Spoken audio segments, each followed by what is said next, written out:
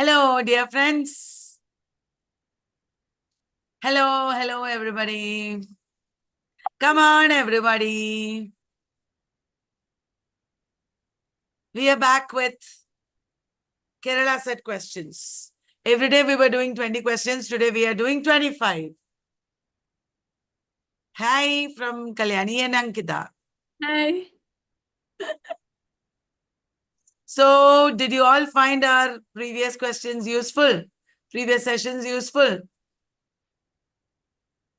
How are you all? No stress? Even though exam is round the corner, in 2 days you have exam, no stress. Because you will remember. Everything is there inside your heads.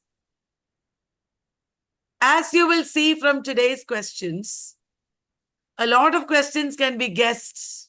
Intelligently, you will be able to, think, yeah, this is the answer. So let us go into the questions. This is a 5-day crash course, and this is day 2. Gita, are you ready? Yes.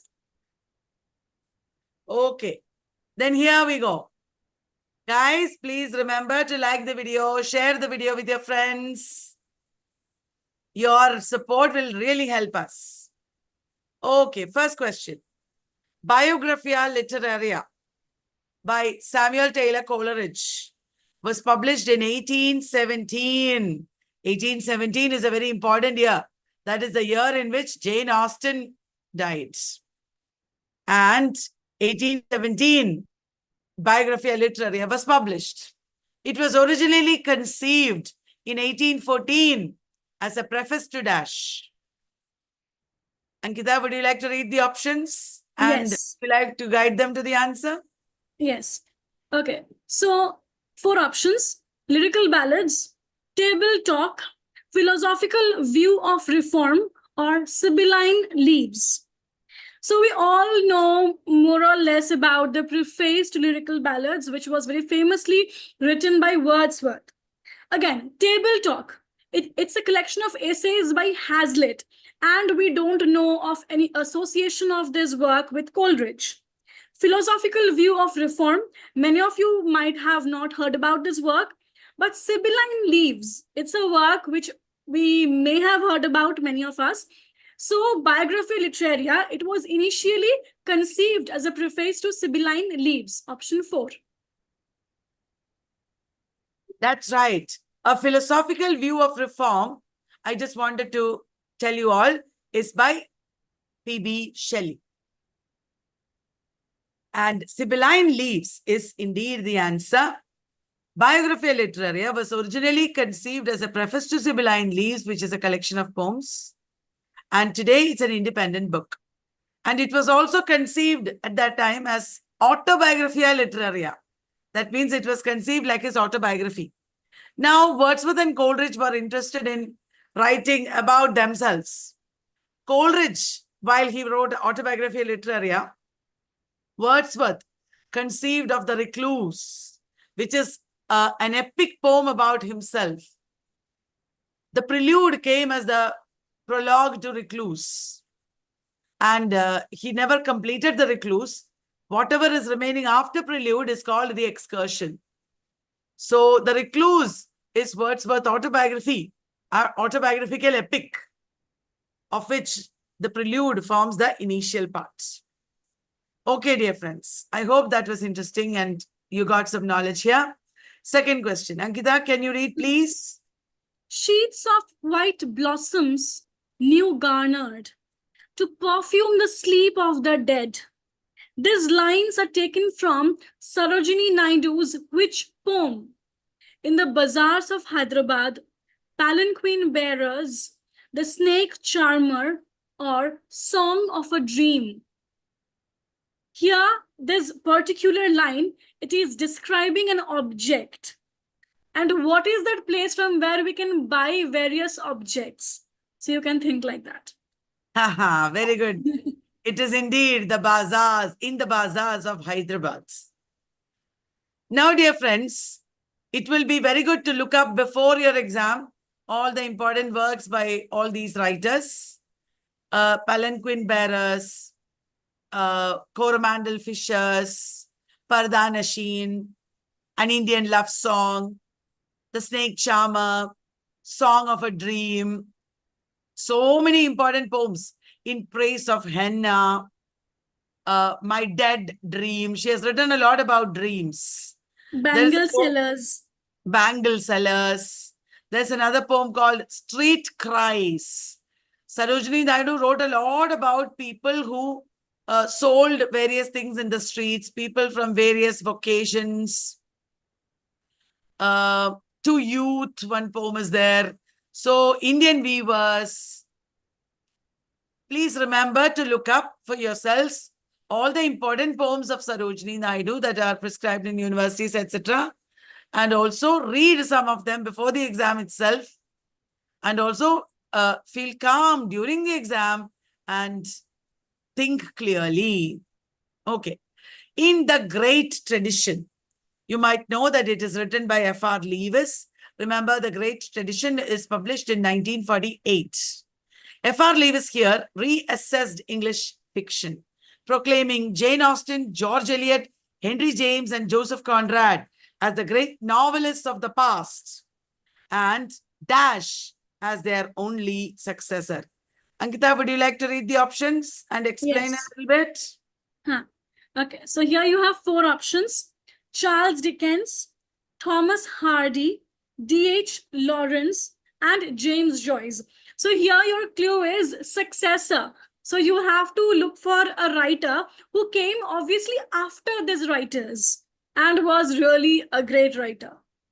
And the Great Tradition is a very important work. Please remember the years also. And these writers who were called great novelists. So who was their successor? Who was deemed as their successor? That's right. It is D.H. Lawrence, the man who came after these writers. It cannot be Charles Dickens. It cannot be Thomas Hardy. Now, dear friends, F.R. Leavis was a new critic or a practical critic of Cambridge. The new critics came after the practical critics of Cambridge. They were in America. John Crowe Ransom and others. T.S. Eliot was also among them. He was a new critic. And all of them upheld tradition. Remember, T.S. Eliot also upheld tradition in tradition and the individual talent. F.R. Leavis's works are important in your exam. Please remember the major works by F.R. Leavis, which include Revaluation, The Common Pursuit, etc. F.R. Leavis also ran a periodical called Scrutiny, where he practiced close reading. F.R. Leavis, William Emerson, and I.A. Richards were the practical critics of Cambridge. Please look up all the important works of all these 3 writers. And among the American new critics, we have John Crowe Ransom, Robert Penn Warren, Cleon Brooks, William K. Wimsatt, and Monroe C. Beardsley. Remember to look up their works also. J.C. Ransom wrote the New Criticism, The World's Body. He was associated with ontological criticism. Ontological criticism of J.C. Ransom means it is literature itself, not about literature, but literature itself, the being of literature itself. Then Alan Tate talked about tension. Cleon Brooks talked about paradox and irony. These are formal devices that the new critics gave importance to rather than the content. The formal devices like irony, paradox, ambiguity, etc., tension, etc. D.H. Lawrence was considered the successor, the only successor of the great novelist by F.R. Leavis. Okay. Ankita, can you please read? Man is his own star, and the soul that can render an honest and a perfect man commands all light, all influence, all fate. These lines that appear as an epilogue to Beaumont and Fletcher's Honest Man's Fortune also appear as an epigraph to which work? Is it self-reliance, civil disobedience unto this last, or the divine self? Epigraph means the lines which appear at the beginning of a work, and epilogue means the lines which appear at the end of a work. So these lines which appear at the epilogue, in the epilogue of Honest Man's Fortune, appear as the beginning lines of which work? And you can see these lines capture a sense of What? Self-reliance. Yes, exactly. These lines capture a sense of self-reliance. So it is by Emerson. Self-reliance is an essay by Emerson. Emerson, Ralph Waldo Emerson, was a sage writer. He was a great scholar and he was a major essayist and a philosopher. He was praised by a lot of contemporaries because he was the pioneer of the Transcendentalist movement. He was a man who upheld individualism, abolitionism. Transcendentalism was deeply rooted in American culture and nature. It was inspired by Chinese and Asian, Indian also philosophy. And it was called this Emerson's contribution to American literature is so great, American culture is so great that he has been considered as one of the greatest, most gifted of the Americans. He wrote an essay called The American Scholar, where he says, Americans, you should rely on yourself, don't turn to Europeans. And this essay, this essay, American Scholar, has been considered America's intellectual Declaration of Independence, while political Declaration of Independence came in 1776. Emerson's major essays include The Oversoul, Nature, Self-Reliance, The Poet. It is from the essay The Poet that Walt Whitman took the title Leaves of Grass. So please look up Emerson, Thoreau, sage writers, etc. before your exam. You can expect one question from there. He is not only for Kerala set, but also for NET. These are very important writers. Ankita, please. Which country is the setting for Greene's novel, The Comedians? Is it Vietnam or Cuba or Turkey or Haiti? Now, Graham Greene set many novels in different countries of the world. The answer to this, The Comedians, is set in Haiti. But he has written novels set in Paraguay, Argentina-Paraguay border, in Vietnam, etc. It is very important to look up Graham Greene. Graham Greene wrote, we already talked about Graham Greene previously another day. He wrote espionage novels or international thrillers. And also he wrote Catholic novels.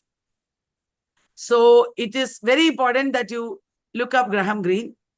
We already said another day that his first novel was The Man Within. That was the novel that we talked about that day. Stumble Train is the novel where he criticizes J.B. Priestley. There are many other novels which talk about international politics, like It Is a Battlefield. There is another called England Made Me, A Gun for Sale, etc. Graham Greene wrote some travelogues. A Journey Without Maps is his journey to Liberia. He also wrote The Lawless Roads, which is about his journey to Mexico. Based on The Lawless Roads, which is his journey to Mexico, Graham Greene wrote The Power and the Glory, which is his second Catholic novel. The Catholic novels are Brighton Rock, Power and the Glory, Heart of the Matter, and End of the Affair. There are many espionage novels like Our Man in Havana, The Quiet American, etc. Ways of Escape and A Sort of Life were his autobiographies. I'm sure, Ankita, our YouTube babies have got tired and bored with my too long lecture. I'm sorry, guys. Let us move on to the sixth question. I was like, haunted, I got a visitation of Graham Greene or something. Graham Greene started talking about himself so much, I couldn't stop him. Sorry. So, sixth question. Who declared Tolstoy's Anna Karenina as a flawless work of art? Was it Dostoevsky or Anton Chekhov or Viktor Shklovsky or Roman Jakobson? Well, I will give you a clue. It was a Russian, but that is no use because all of them are Russians. Okay, it was a contemporary. of Tolstoy. So it cannot be Roman Jakobson, it cannot be Viktor Shklovsky. Is it Dostoevsky or Anton Chekhov? It is Dostoevsky who said, Anna Karenina is a flawless work of art. Do you know when Anna Karenina was first published in book form, guys? It was 1878. Take all the classics of European literature. Please take a look at them also. If they ask you, who said this about this book, etc., you might have to guess in the exam. But many times you will be saved because if you know some years and other facts, it will be a great help. It was 1878 when it was first published in book form. But before that, it was published periodically, serially in the in the Russian Messenger. The Russian Messenger. Do you know that somebody said, somebody asked a writer, which is your favorite novel? Which are your 3 favorite novels, actually? Somebody asked a writer, which are your 3 favorite novels? And this man said, Anna Karenina, Anna Karenina, and Anna Karenina. It was William Faulkner who said that. Right. So, Ankita, your turn. George Meredith's novel, Sandra Belloni, was initially titled as what? Farina, Diana of the Crossways, Rhoda Fleming, or Emilia in England?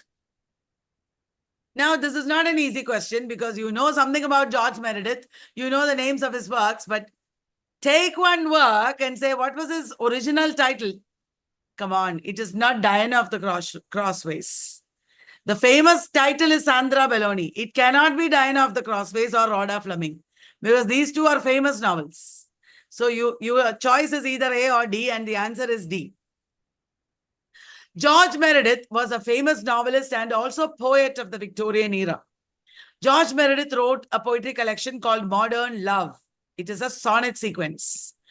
George Meredith's early novels or major novels are The Ordeal of Richard Feverel, The Egoist, Diana of the Crossways. These are very famous novels. Sandra Belloni is not that much important. George Meredith was, shortlisted for Booker Prize several times. A lot of his novels are about women. Okay, the Tragic Comedians, I remember they have asked in net. The Tragic Comedians is by George Meredith. So Diana of the Crossways is about a very powerful Victorian woman. It is a new woman novel. 1885, I think. Diana of the Crossways was 1885. It is a new woman novel. It features the protagonist, Diana Warwick. And there's a lot of social events that form the background of this novel. Victorian social events form the background of this novel. She is, she is getting involved in a social scandal. A social scandal is at the center of Diana of the Crossways. Okay, Ankita, next. John Gower's Confessio Amantis was translated into which languages?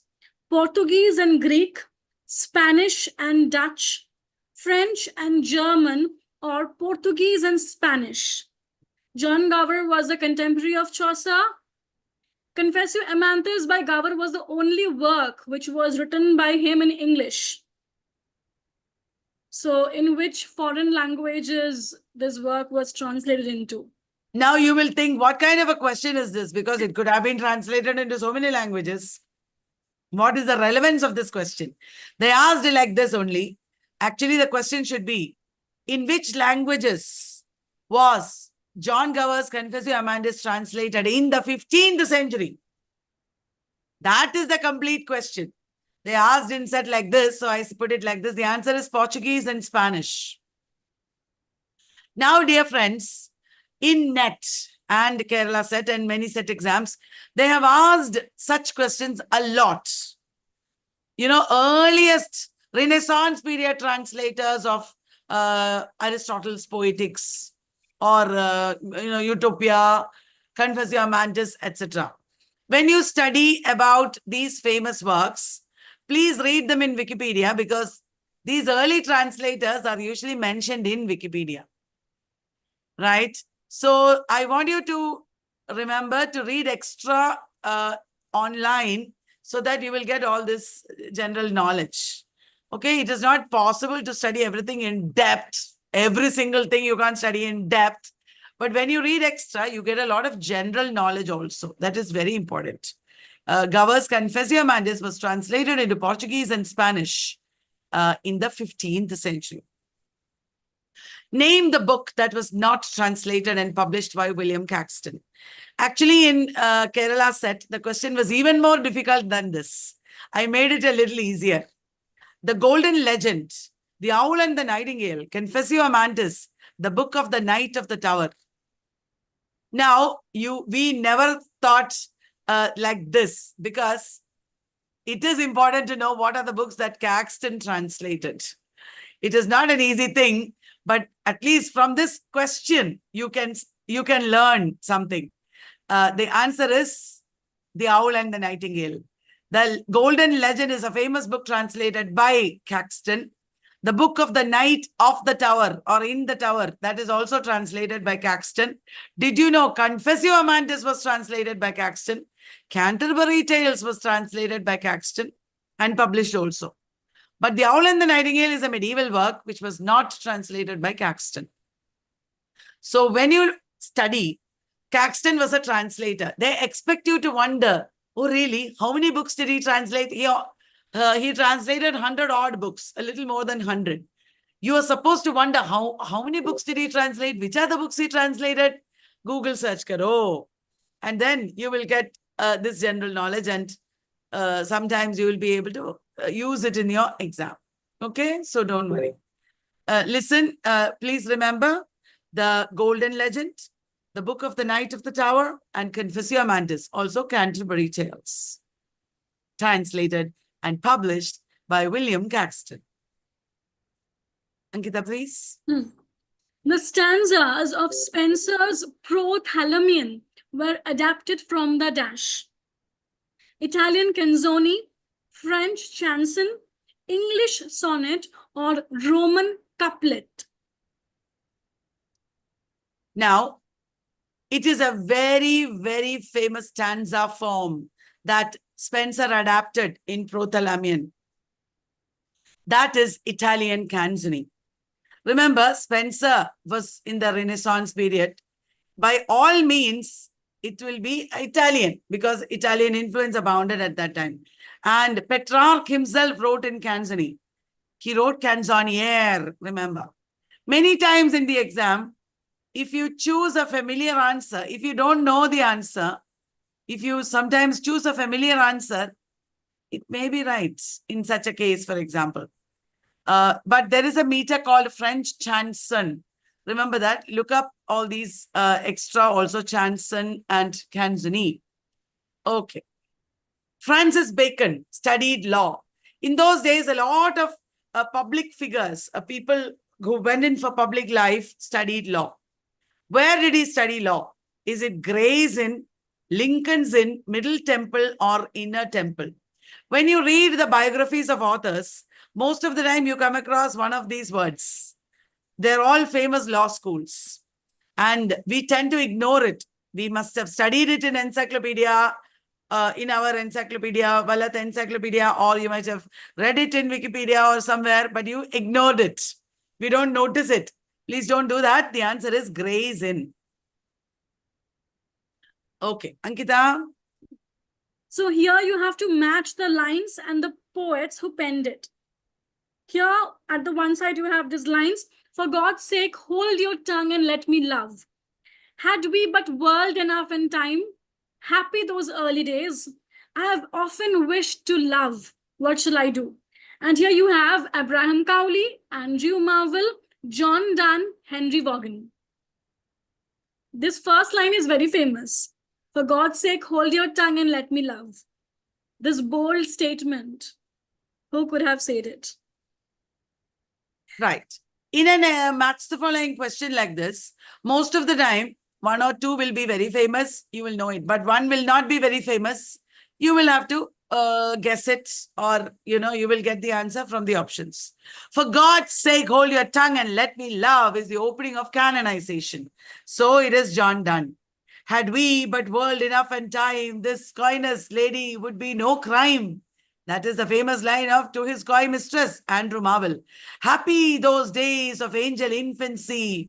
That is also a very famous poem, which was the model for Immortality Ode of Wordsworth. That is Henry Vaughan's The Retreat. Henry Vaughan's The Retreat begins like this. So the remaining option is Andrew Marvell. He wrote, I have often wished to love. Sorry, not Andrew Marvell, Abraham Cowley. Abraham Cowley's The Mistress is his famous love poem, love book, love poetry book. So the answer is, for God's sake, hold your tongue. That is John Donne. Had we but world enough and time, it is Andrew Marvell. Happy those early days is Henry Vaughan. And I have often wished to love is Abraham Cowley. Ankita? Christian in Pilgrim's Progress notices along the wall of salvation 3 figures: simple, sloth, and who else? Was it presumption, obstinate, great heart, or help? Please remember, it is the wall of salvation. And there are 3 figures. Now, dear friends, Pilgrim's Progress is a favorite of many exam paper setters. When you come across Pilgrim's Progress and such classical works, classics, not classical, such classics, please go through a detailed summary, because a lot of such questions you will get from there. The answer here is presumption. All the characters in Pilgrim's Progress are very, very important. You should look them up. We have Christian and Christiana, Mercy, Great Heart. That is in second part of Pilgrim's Progress. We have the Evangelists, Mr. Talkative, then worldly, some people are known by their characteristics, worldly wise man, then Apollonion, the demon. So today itself, take a look at the characters and note down the characters and please study it. It will certainly help you in your exams. Ankita? For we were nursed upon the self-same hill, fed the same flock, by fountain, shade, and reel. These lines are from Milton's Dash, Paradise Lost, Book 1, On His Blindness, Lycidas, or Sonnet 7. For we were nursed, we. So it is not I, it is we. So you can guess where he was talking about us. And where he is saying that we were nursed upon the self-same hill. We were together in that hill. We grew up together. So he's talking about a friend. Yes. And why is he talking about a friend? Maybe because he died. Obviously, it is Lycidas. Lycidas is a pastoral elegy that Milton wrote for a collection of elegies for Edward King, his friend at Cambridge, who had died by drowning in the Irish Sea. That was in 1637. So Lycidas was published in 1637. Lycidas is a poem of 193 lines, and it is irregularly rhymed poem. It is following the Greek conventions of pastoral elegy. Often compared with Lycidas is Latin pastoral elegy that Milton wrote for another friend. That friend is Charles Diodati. And the Latin pastoral elegy is Epitaphium Damonis. Now, Justa Eduardo King Naufrago. That is the name of the elegy, the collection of elegies to which Lycidas was contributed. Justa Eduardo King Naufrago. Please remember that. Okay. 15th question, Ankita. Arrange these plays of Congreve in chronological order. First, The Way of the World, Love for Love, The Old Bachelor, and The Double Dealer. So in what way should we arrange them? The Old Bachelor, The Double Dealer, Love for Love, The Way of the World. Hey, you don't have to read out the options because it's too much. I will just explain. No need to read out the options.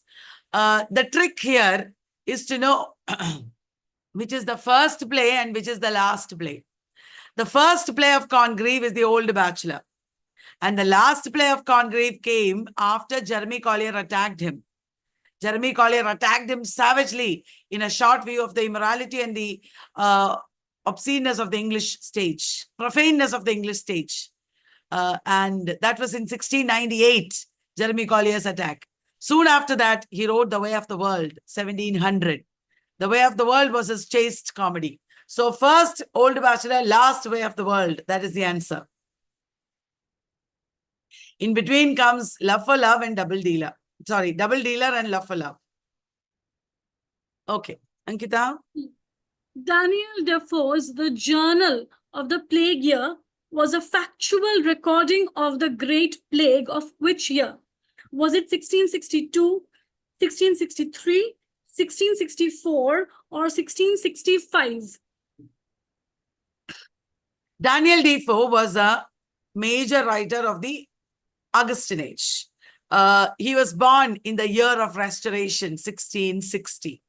He was a journalist and he wrote so many works, 250 works he wrote. And many of them were about prose works about the country, various aspects of banking, insurance, English language, etc., so on and so forth. The Journal of the Plague Year recorded the plague that happened during the Restoration. And that was a Restoration period. And that was 1665. Daniel Defoe was only 5 years old at that time. But that was not when he wrote the book. He was describing the plague that happened when he was only 5 years old. Ankita? For them, no more the blazing hearth shall burn, or busy housewife ply her evening care. These are lines penned by whom? Thomas Gray, William Collins, Robert Burns, William Cowper. So these are, here the poet is talking about the deprivations a man will suffer from after his or her death. It's a graveyard poem. So you know who wrote this work. Yeah, it is indeed Thomas Gray. Thomas Gray is talking about the poor people of the villages who are lying in their rustic tombs without any tombstone or great poetry written on their tombstones, etc. And he's talking about death as the great leveler. Everybody is brought before death.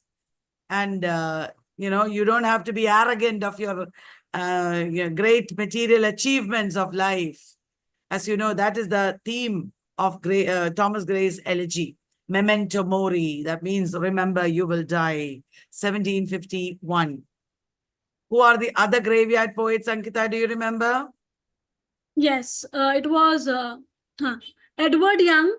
Yeah, Edward Young wrote. Robert Blair. Edward Young wrote Complaints or Night Thoughts on Life, Death and Immortality. Robert Blair wrote The Grave. Mm. Then William Cullen Bryant's Thanatopsis. Yeah. Thomas Parnell, who wrote Night Thoughts. No. Complaints or Night Thoughts. Night Thoughts. Thomas Parnell wrote Night Piece on Death. Night Piece on Death. A Night Piece on Death. 18. Which of these acts was not part of the acts of the French Revolution? Storming of Bastille, Constitution established and elections held, storming of Royal Palace, or Battle of Austerlitz? This is a general knowledge question, common sense question. If you know about French Revolution, you won't have any doubts. You don't have to memorize storming of Bastille, storming of Royal Palace, etc. Because after the French Revolution, there was total chaos. There was the reign of terror and Napoleonic era started. There was no constitution established and elections held. All the other things happened. That is how you remember it. Okay. Ankita? Match the poem with the type of poem it is. Intimations of immortality, rhyme of the ancient mariner, Adonis and the lamb. And here you have ballad, lyric, ode, and elegy. That's right. So, intimations of immortality. You know, it's an ode. Ode on the intimations of immortality from recollections of early childhood. That is a full title. So, A3. But there are two A3s here. Rime of the Ancient Mariner is a lyrical ballad. Adonis is a pastoral elegy. And The Lamb by Blake is the lyric here. So, that is the answer. Now, match the following. Prometheus Unbound. Prometheus Unbound is by Shelley. Right? The destruction of Sennacherib. Why I'm showing you these questions is because the question itself contains titles which you can learn from. England in 1819, on first looking into Chapman's Homer. Look at the answer A3. Prometheus Unbound is a lyrical drama. Then, on first looking into Chapman's Homer is Keats. So D4. You got it. The destruction of Sennacherib is by Byron. Remember that? That poem can come in your exams. And England in 1819 is a sonnet by Shelley. The destruction of Sennacherib. I hope you won't forget it. Ankita. Who is the author of this line? Nobody will laugh long who deals much with opium. Its pleasures even are of a grave and solemn complexion. So who is this person who wrote about opium? Leigh Hunt, Thomas DeQuincy, William Hazlitt, or Charles Lamb? He wrote the Confessions of an English Opium Eater. So who is this writer? It is option B, Thomas DeQuincy. But you will wonder, did all of them use opium, etc.? Thomas DeQuincy's Confessions of an English Opium Eater had Baroque passages. It became very controversial because he seemed to promote opium. So it is Thomas DeQuincy. Please look up the other works of Thomas DeQuincy. They're also very important. Recollections of the Lakes and the Lake Poets. Then he wrote Suspiria de Profundis. Then he wrote The English Mail Coach, didn't he? On Knocking at the Gate. On the Knocking at the Gate in Macbeth. Ankita? The object of John Stuart Mill's essay, Subjugation of Woman, was to explain what? The weak status of women, the concept of equality, the glory of men, or the legal subordination of one sex to the other. It is very famous that Stuart Mill's essay, The Subjugation of Women or The Subjection of Women, is about the legal subordination of one sex to the other. He talked against it. Remember that, please. Match the following poem with the background. Charge of the Light Brigade, Dover Beach, Drummer Hodge, incident at the French camp. You have to match them against the setting. Peloponnesian War, Battle of Ratisbon, Crimean War, Boer War. This is not very easy, but it can be easily found out with your common sense. One is Charge of the Light Brigade is Crimean War. You should definitely know. Charge of the Light Brigade by Tennyson is about the Crimean War. And then you're wondering, Dover Beach, Drummer Hodge, incident at the French camp. French looks like Ratisbon, Battle of Ratisbon. And let us see. Yes, that is the answer. Did you understand? Do you know who wrote Drummer Hodge, Ankita? No, I don't know. It is by Thomas Hardy. Drummer Hodge is a famous poem by Thomas Hardy. Ankita, do you know any other poem by Thomas Hardy? He wrote The Darkling Thrush. That's a very famous poem by Thomas Hardy. The Darkling Thrush is also by Thomas Hardy. Incident at the French camp is by Robert Browning. Okay, so now we are learning the titles of these poems from here. Drummer Hodge is Thomas Hardy. Incident at the French camp is by Robert Browning. Oh, Sorry, the age is 24, not 64. Okay, Ankita. Who is the narrator and the protagonist in the novel The Buddha of Suburbia? Is it Charlie, Eva, Kareem, or Harun? It's a novel by Hanif Kureishi. So you can guess the name. Well, Hanif Kureishi can any day write about Charlies and Evas, but it is indeed Kareem. And Buddha of Suburbia by Hanif Kureishi became very, very famous. It is his first best novel, and he got awards for it also. It became a TV series in BBC, which became very, very, very famous. The importance of this novel is its depiction of immigrant life. And it is also autobiographical. Kareem is a mixed race teenager, and he is desirous of leaving London, and his experiences have become very, very important objective. It's like a metaphor, or it's like an epitome of immigrant experience. So please read this novel. It is very, very important. Match the lines with the poems. Ankita? I celebrate myself and sing myself.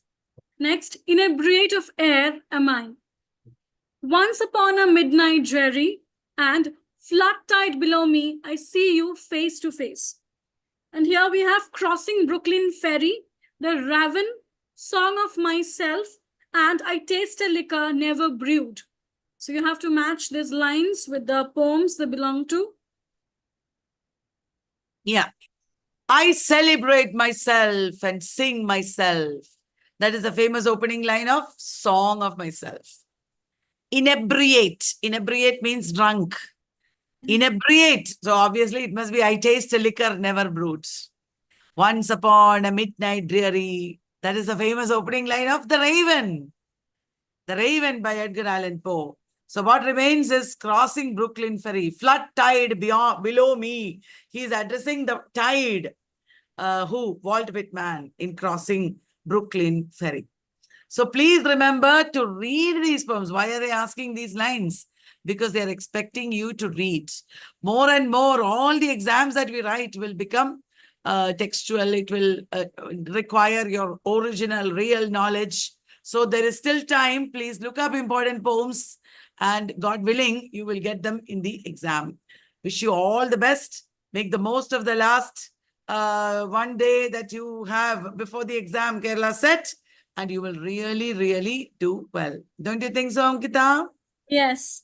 Stay relaxed, and often there are answers within the question itself. So please try to think through the questions. May take advantage of the clues within the questions. And I think that will be a great thing to remember. And stay calm, have enough water, and give a great exam. Ankita is one person who will always remind you to drink water. Okay, please do that. Okay, then bye-bye.